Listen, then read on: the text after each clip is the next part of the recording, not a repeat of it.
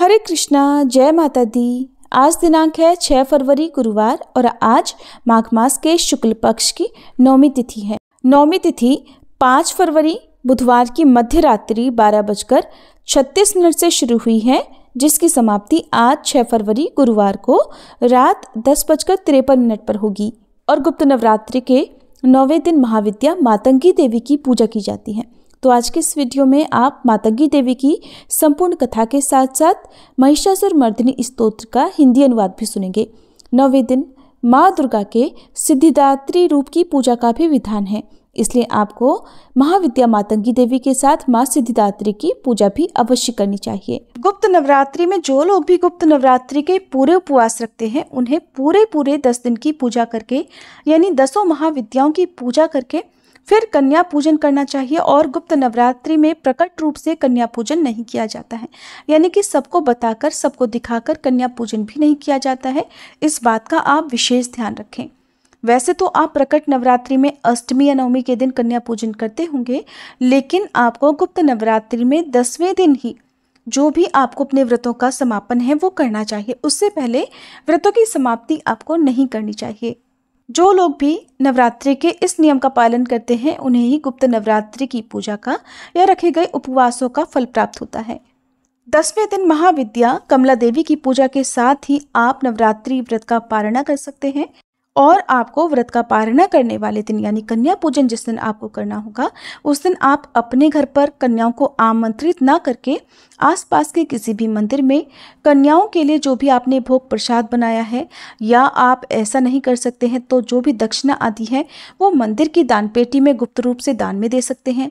या आसपास की जो छोटी छोटी कन्याएं होती हैं, निर्धन कन्याएं होती हैं, आप उनको भी उनकी जरूरत का सामान साथ में कोई भी फल या मिठाई गुप्त रूप से दान में दे सकते हैं, ताकि उन्हें भी पता ना चले कि आपने गुप्त नवरात्रि के उपवास रखे हैं।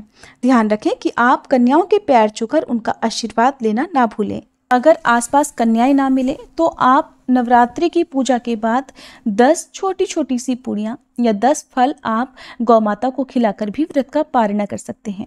हमारे शास्त्रों में गुप्त नवरात्रि को बहुत ही शुभ और महत्वपूर्ण माना जाता है। कहते हैं कि जो भी मनोकामना आपकी प्रकट नवरात्रि के व्रतों से पूरी नहीं होती, वो मनोकामना यदि सच्चे मन से गुप्त नवरात्रि में पूजा करके प्रार्थना की जाए तो बहुत जल्दी पूर्ण हो जाती है। गुप्त नवरात्रि में रखे गए उपवासों में बहुत शक्ति होती है। जो लोग उपवास रखने में समर्थ नहीं है, वे पूरे 10 दिन तक सभी महाविद्याओं की विधि विधान से पूजा करके व्रत की कथा अवश्य पढ़ें या सुने। 10वें दिन प्रथम महाविद्या से लेकर अंतिम महाविद्या का आपको स्मरण करना चाहिए। पूजा पाठ या रखे गए उपवास में हुई गलतियों के लिए क्षमा याचना करनी चाहिए। गुप्त नवरात्रि के 9वें दिन महाविद्या मातंगी की पूजा का विधान है और माँ मातंगी 10 महाविद्याओं में 9वीं विद्या है। मान्यताओं के अनुसार जो भी व्यक्ति गुप्त नवरात्रि के 9वें दिन महाविद्या मातंगी की पूजा आराधना करता है, उसे सभी प्रकार के सिद्धियों की प्राप्ति हो जाती है। महाविद्या मातंगी अपने भक्तों के सारे कष्टों को दूर कर उन्हें सौभाग्य का आशीर्वाद देती हैं। महाविद्या मातंगी को वाणी और संगीत की अधिष्ठात्री देवी माना जाता है, इसलिए खास तौर पर संगीत से या कला से जुड़े हुए लोगों को महाविद्या मातंगी की पूजा करनी चाहिए। मतंग शिव जी का ही एक नाम है और इनकी शक्ति मातंगी है। देवी मातंगी गहरे नीले रंग की हैं और देवी मातंगी मस्तक पर अर्धचंद्र धारण करती हैं और माँ के 3 ओजपूर्ण नेत्र हैं। माता रत्नों से जड़े सिंहासन पर आसीन हैं। देवी मातंगी के एक हाथ में गुंजा के बीजों की माला है, तो दाएं हाथ में वीणा और कपाल है और बाएं हाथों में खड्ग है। देवी मातंगी अभय मुद्रा में है और देवी मातंगी के संग तोता भी है, जो वाणी और वाचन का प्रतीक माना जाता है। 4 भुजाओं में इन्होंने कपाल जिसके ऊपर तोता बैठा हुआ है, वीणा, खड्ग और वेद धारण किए हुए हैं। माँ मातंगी तांत्रिकों की सरस्वती मानी जाती हैं। मान्यताओं के अनुसार कहते हैं कि चांडाल महिलाओं ने देवी पार्वती की पूजा आराधना करके उन्हें अपना ही जूठन यानी खाया हुआ भोग लगा दिया, तो देवगण और शिवगण नाराज हो गए। परंतु देवी पार्वती ने उन चांडालिनों की भक्ति को देखकर मातंगी देवी का रूप धारण करके उनके भोग को स्वीकार करके ग्रहण कर लिया। तभी से ये माता मातंगी कहलाई और इनको जूठन का भोग लगाया जाता है।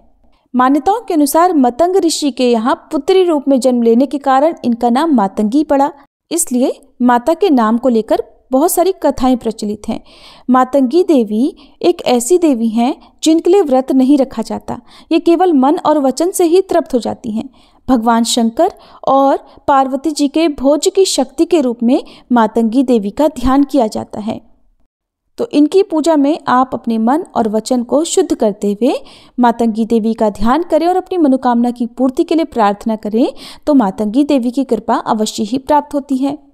पौराणिक कथा के अनुसार एक बार भगवान विष्णु माता लक्ष्मी जी के साथ भगवान शिव और माता पार्वती जी से मिलने के लिए कैलाश पर्वत पर पहुंचे।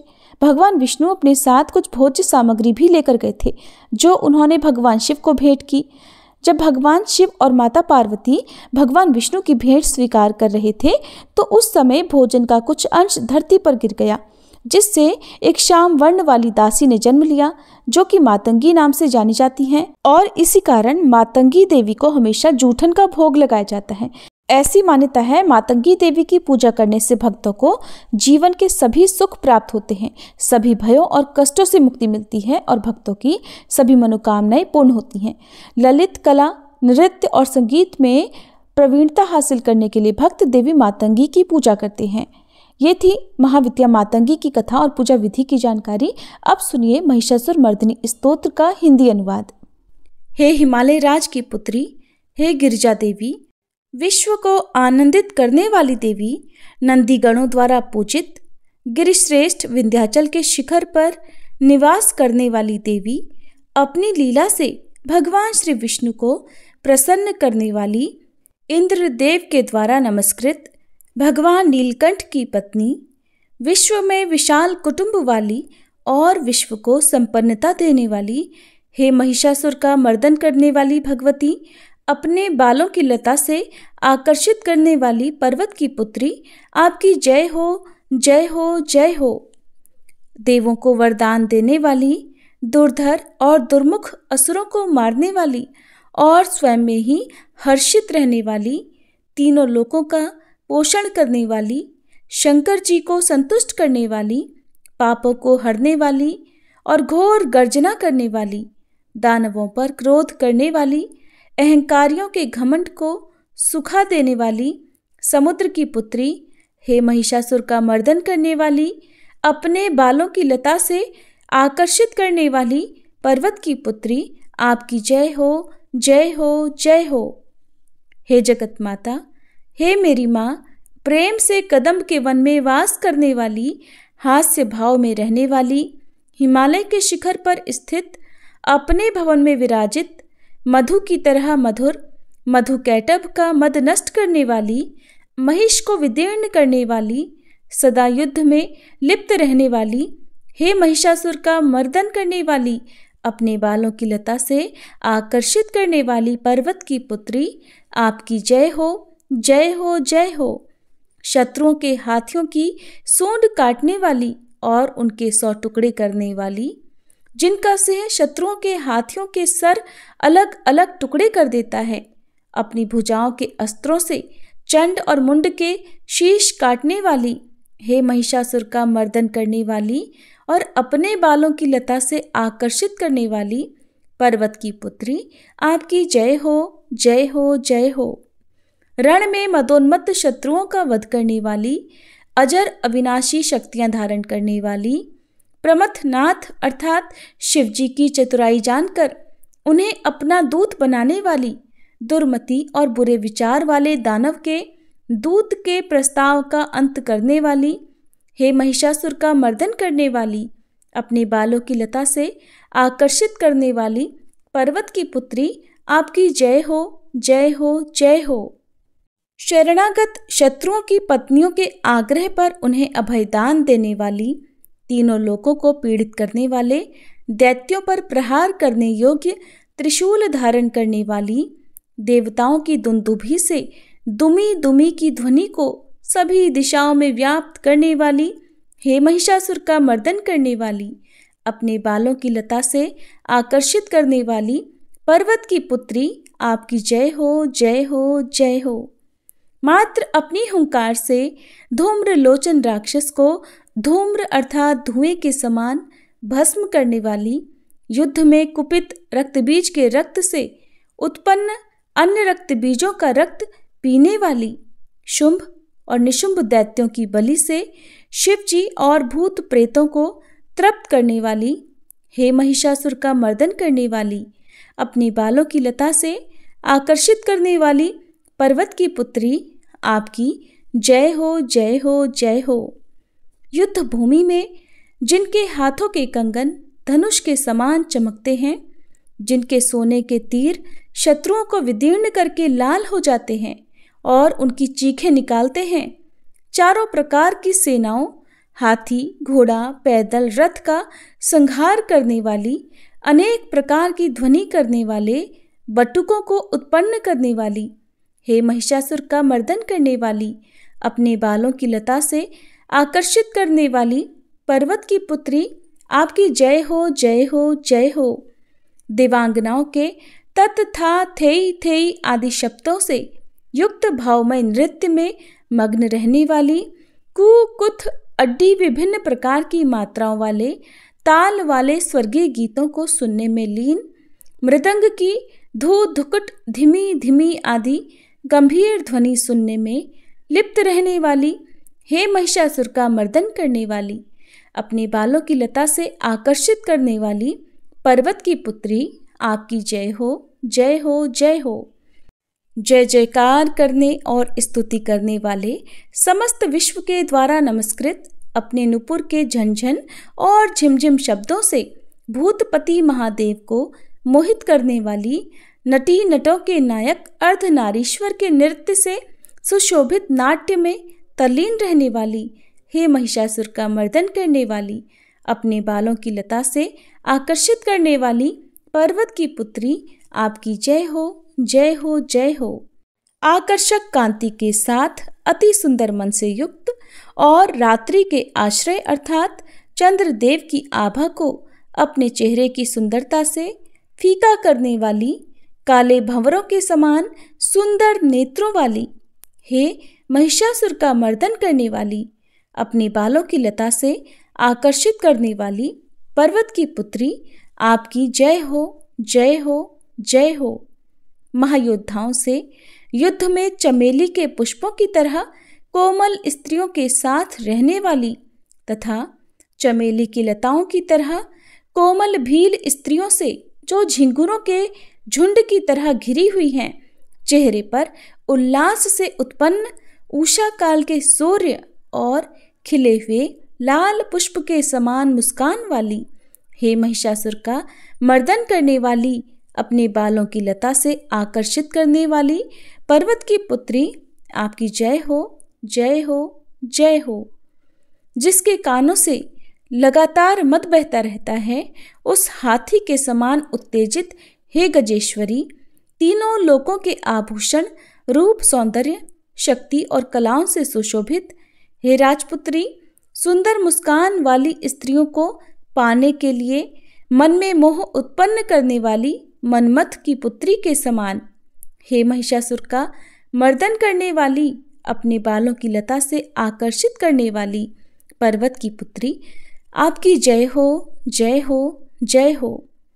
जिनका कमलदल के समान कोमल, स्वच्छ और कांति से युक्त मस्तक है, हंसों के समान जिनकी चाल है, जिनसे सभी कलाओं का उद्भव हुआ है, जिनके बालों में भंवरों से घिरे कुमुदनी के पुष्प और बकुल पुष्प सुशोभित हैं, उन महिषासुर का मर्दन करने वाली, अपने बालों की लता से आकर्षित करने वाली पर्वत की पुत्री, जय हो जय हो जय हो।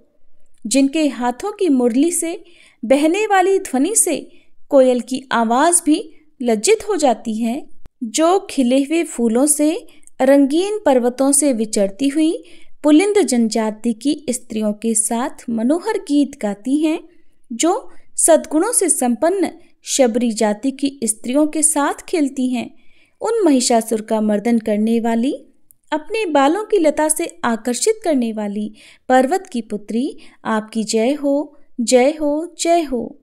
जिनकी चमक से चंद्रमा की रोशनी फीकी पड़ जाए, ऐसे सुंदर रेशम के वस्त्रों से जिनकी कमर सुशोभित है, देवताओं और असुरों के सर झुकने पर उनके मुकुट की मणियों से, जिनके पैरों के नाखून चंद्रमा की तरह दमकते हैं, और जैसे सोने के पर्वतों पर विजय पाकर कोई हाथी मदोन्मत्त हो जाता है, वैसे ही देवी के उरोज कलश की तरह प्रतीत होते हैं।